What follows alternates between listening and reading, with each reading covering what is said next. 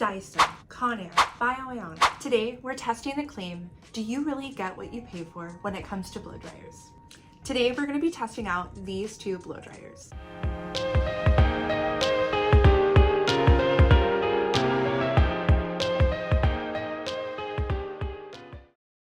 Both blow dryers come with essential features, but some are more notable than others. Before we get started, I'm gonna go over some specs and features of each blow dryer. This is the Shark IQ styler. I found this online for $179. I did not purchase this for myself, it was a gift. The styler has a really powerful motor for fast drying. It also has multiple heat settings and airflow settings. You can find this on the back, heat and airflow. And then this is the on button. The cool is located right there. One of the things that I really love about the Shark IQ styler is its intelligent heat control. When you put on the attachments, it knows which one is which, and it will adjust the heat and the airflow depending on which attachment you have. This is powered by a really strong motor. It is supposed to dry hair quickly without compromising on style. There are interchangeable attachments, so you can style it any type of way that you want. I have the diffuser, the half round brush, and the concentrator. The IQ styler uses ionic technology to reduce frizz and enhance shine. This is going to help maintain healthy hair. It's easy to use, it's designed with user-friendly features, and it makes it simple to achieve salon-like results at home. This is not a sponsored ad, this is not a sponsored video, although Shark, if you do want to sponsor me, hi. I like the Shark for a lot of reasons. I don't like it for some reasons, but we'll get into that later. The Conair CORDKEEPER 1875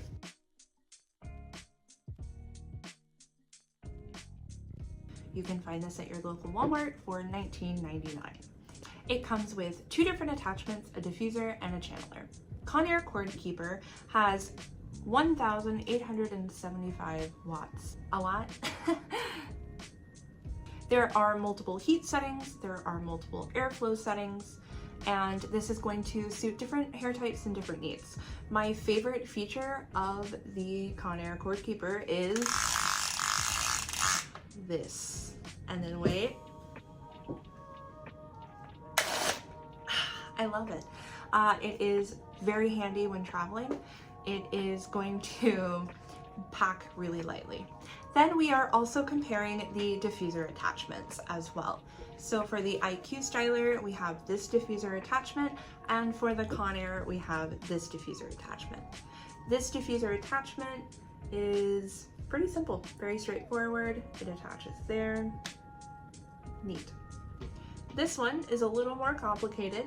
This is the IQ styler, like we talked about. So each one of these reads on the blow dryer differently. So that's how it knows which one is which. It also has this little switch. You can hear that. You can also see that, right? So it moves these little arms in and out to help get the roots versus just the mids and ends. I am so excited to see what this experiment tells us. I, for a long time, had the blow dryer that I got in cosmetology school. And it was probably 7, 8 years old when I decided to get another one. I've been using it for about 2 years, but I've also had the Conair for probably about 3 years. So I've used them, you know, at different times. I've never used them together, and I've never really compared and contrasted. I have a hard time doing my hair the same every single time. I always try different product combinations. I always try different methods. So I never really get consistent results with my own hair because I just change it up all the time. I just do something different. So I will notice sometimes like, ooh, I really like my hair today when I diffused it with the Shark, or ooh, I really like my hair today and I diffused it with the Conair. So I don't know if the blow dryer is really the difference, if the product is really the difference, and I'm excited to find out. So thanks for coming along this journey with me. Let's get started. I'm gonna go get ready and come back. Ooh. Okay, so I just shampooed with a curly shampoo and conditioned with a curly conditioner. When I got out of the shower, my hair was very, very wet. I put a curl enhancing cream and I cocktailed it with a hydrating serum. It is this one and this one. I put them together in my hands and made sure to really emulsify them, really work that product together, and then ran it through, brushed it through, still very, very, very wet. And now I'm going to section it out. I am going to use a priming spray and a curl coil gel, and I'm going to use a Denman brush to brush that product through, and then we're going to diffuse.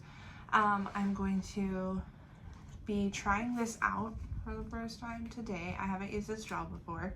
I've been using the Aveda Nutriplenish Curl Gel, but I've really been wanting some more hold. So I'm really hoping that this is going to provide that for me. Okay, so I'm about halfway through sectioning out my hair. I am going to take vertical sections, and it's kind of hard right now because I don't have a mirror in front of me. I just have this tiny camera screen that I'm looking at. But I am spraying this primer spray on this section, and then I'm running some of this gel through this section after I do that.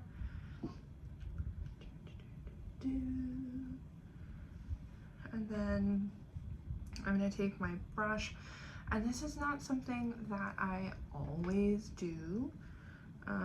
Sometimes I just plot my hair, let it go, and I just diffuse it from that, because who's got the time? I have the time today, I suppose. So I am going in and defining every section because I really do want to see the performance of each of these blow dryers to their greatest effect. I don't want any kind of like frizz or, you know, texture or anything that I just personally have to influence anything on the test. So that's why I'm going through and doing this today. Again, I don't normally always do this. Sometimes I just live with a little bit of frizz.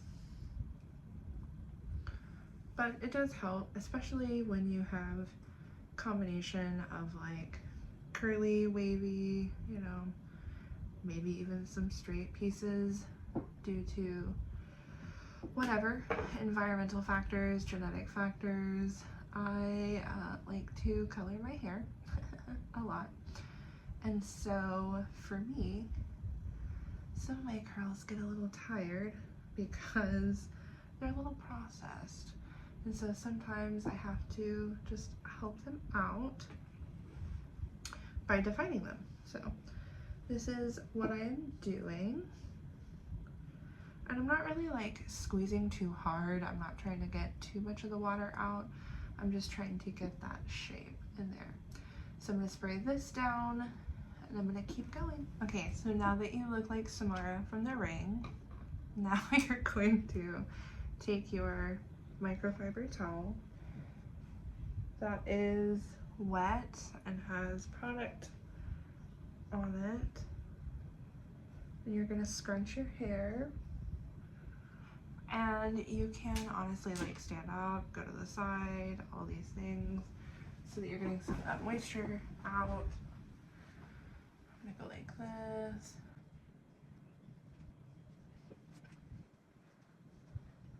Okay, now we're ready to diffuse.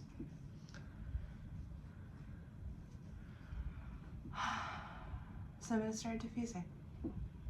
I am going to do this side with the Shark, and I am going to do this side with the Conair. So I'm going to hover, get that kind of dry, and I'm gonna go up like this. I don't know if I'm gonna be able to have both things running at one time. We're gonna see. So let's see. We're gonna plug this in. I'm going to do low speed, low heat on both of these.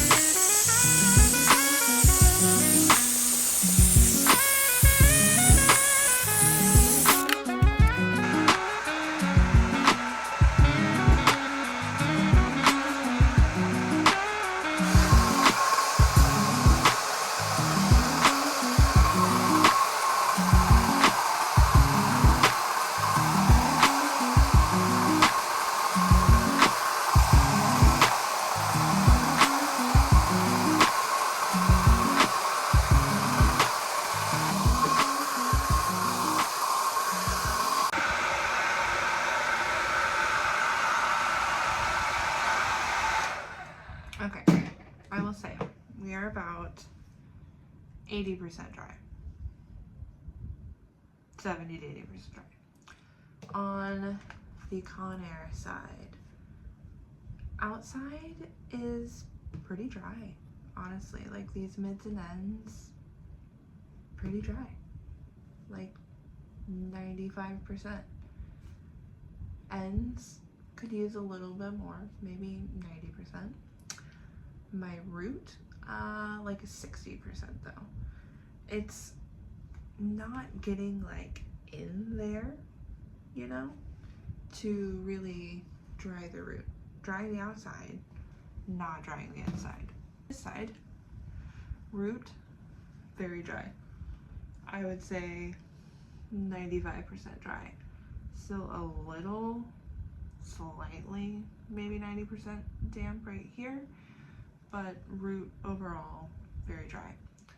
Mids and ends, a little less dry. Probably like 85, 80%. So better getting the root with the shark, slower at getting the outside, which is not necessarily a bad thing, because if you look at the definition through here versus on this side,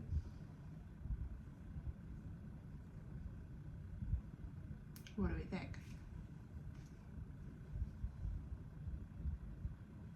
So, root, still wet on this side, outside, more dry. I'm going to continue drying.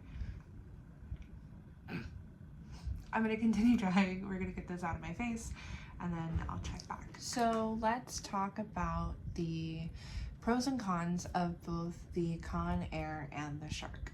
Conair, some pros. The pros are it is very fast, it is lightweight. Again, it's so nice. I wish that all hot tools, all blow dryers, any brand, all hot tools need to have this feature. I think that it is fairly quiet when it's on low. I think it's pretty quick and easy. Is it the best hairdryer? No. Would I use it for a round brush? No. But when I'm diffusing my hair, or I'm refreshing, or it's just like the second day, or we're traveling or whatever, and honestly it works pretty well, and I really do like it. So those are my pros for the Conair.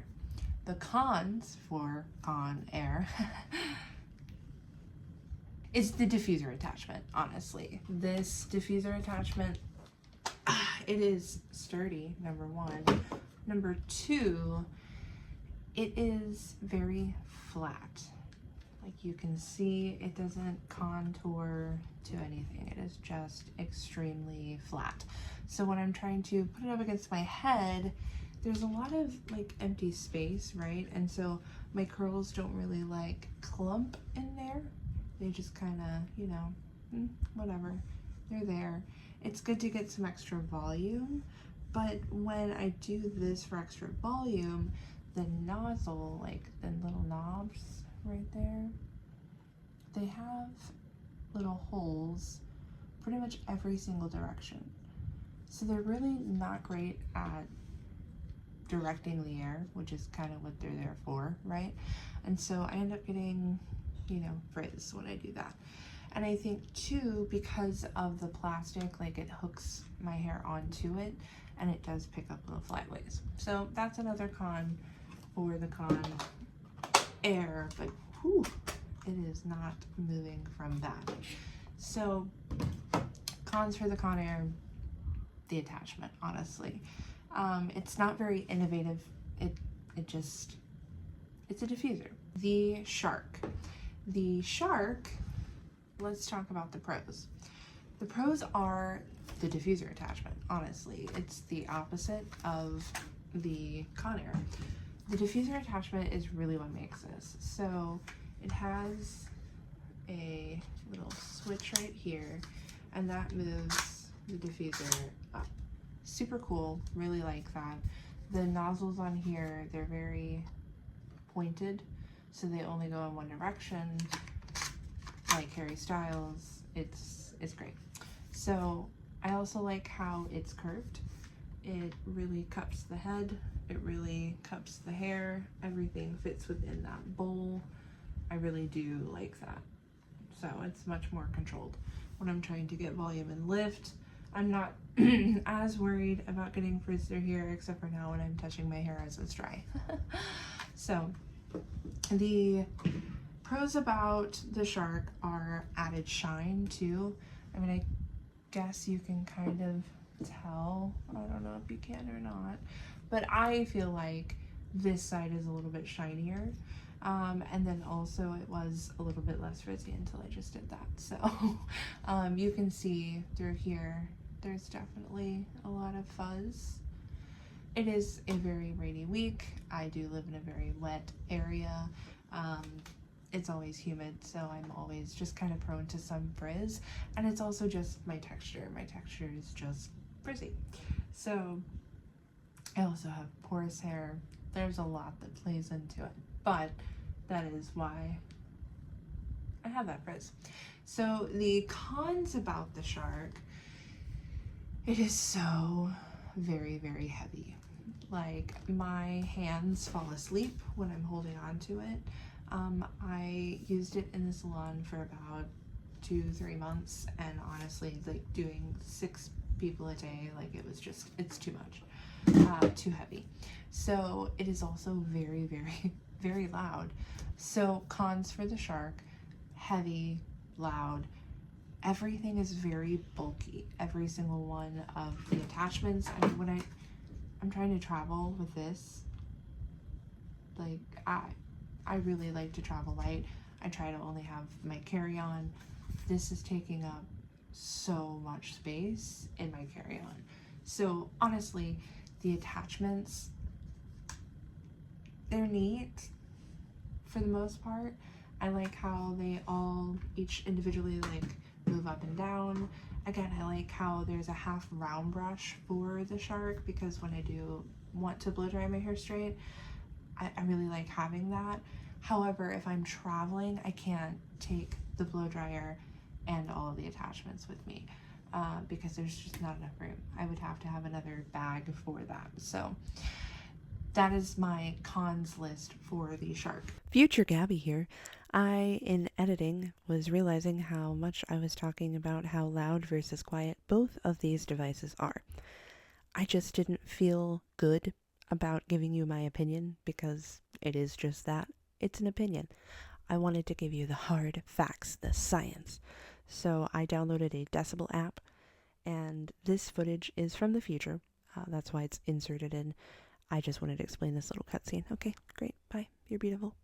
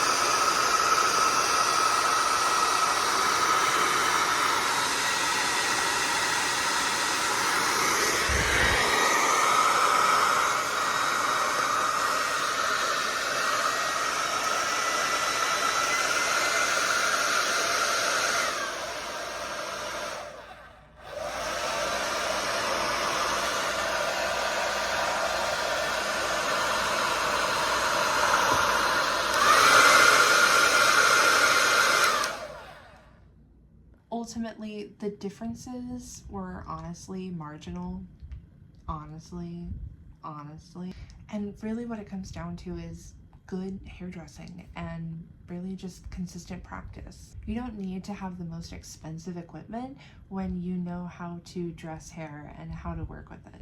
If you learned one thing that was helpful for you today that you're going to carry with you, don't forget to hit that like and subscribe button and turn on the notifications so you do not miss anything. For more hair content, make sure you follow me on Instagram, and as always, the links are in the description below. Have a great day. I'll see you next time.